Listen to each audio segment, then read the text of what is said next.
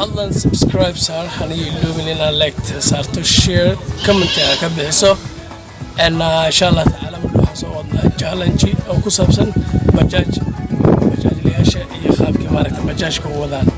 kusoo dhawow Zakaria Haja YouTube channel